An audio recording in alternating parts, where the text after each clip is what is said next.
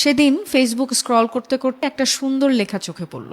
ভাবলাম আপনাদের সাথে শেয়ার করি। টং দোকানে দাঁড়িয়ে চা খাচ্ছিলাম, বিল দিয়ে ঘুরেই দেখি পাশে ইলেকট্রিসিটি পোলটার গায়ে কি একটা লিফলেটে লাগানো। উৎসাহ নিয়ে এগিয়ে গেলাম। সাদা কাগজে লাল কালি দিয়ে বড় বড় করে লেখা, আমি ১,০০০ টাকার একটা নোট এখানে হারিয়ে ফেলেছি, যদি কেউ খুঁজে পান দয়া করে আমার কাছে পৌঁছে দিন। আমি একজন বৃদ্ধ মহিলা, চোখে খুব কম দেখি।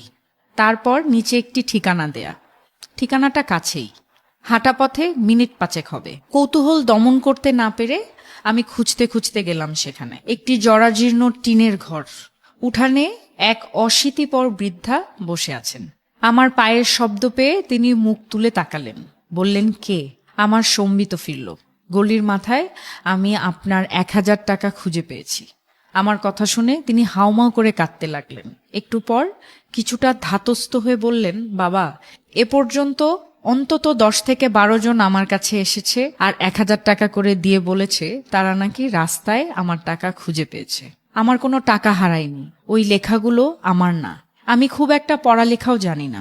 আমি নিচু হয়ে ওনার হাত ধরে বললাম, যাই হোক, সন্তান মনে করে আপনি টাকাটা রেখে দিন। এ কথা শোনার পর তিনি টাকাটা নিয়ে বললেন, বাবা, আমি খুব অসুস্থ, ভালো করে হাঁটতে চলতে পারি না, কি যে তোমায় খেতে দেই। এই বলে তিনি অনেক কষ্টে লাঠি ভর দিয়ে বারান্দায় উঠলেন। আমার মনে হলো তিনি এক্ষুনি পড়ে যাবেন। আমি তাকে সাহায্য করার জন্য এগিয়ে গেলাম।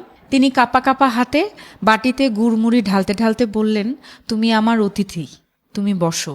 আমার পেটে একটুও ক্ষুধা ছিল না, তবুও কিছুটা বৃদ্ধার আন্তরিকতায় মুগ্ধ হয়ে বাকিটা তার সাথে আরো খানিকক্ষণ গল্প করার লোভে ধীরে ধীরে গুড়মুড়ি খেতে লাগলাম। কথায় কথায় জানলাম এই পৃথিবীতে আপনজন বলতে উনার কেউ নেই।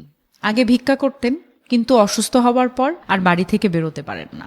ফেরার সময় বৃদ্ধা বললেন, বাবা, একটা অনুরোধ, তুমি যাবার সময় ওই কাগজটা ছিঁড়ে ফেলো। আমি উনার বাড়ি থেকে বের হওয়ার সময় মনে মনে ভাবছিলাম, সবাইকে উনি বলার পরেও কেউ কেন কাগজটি ছেড়েনি। আর ভাবছিলাম ওই মানুষটির কথা যিনি ওই নোটটি লিখেছেন। সহায় সম্বলহীন অসুস্থ বৃদ্ধ মানুষটাকে সাহায্য করার জন্য, এত সুন্দর উপায় বের করার জন্য আমি তাকে মনে মনে ধন্যবাদ দিলাম।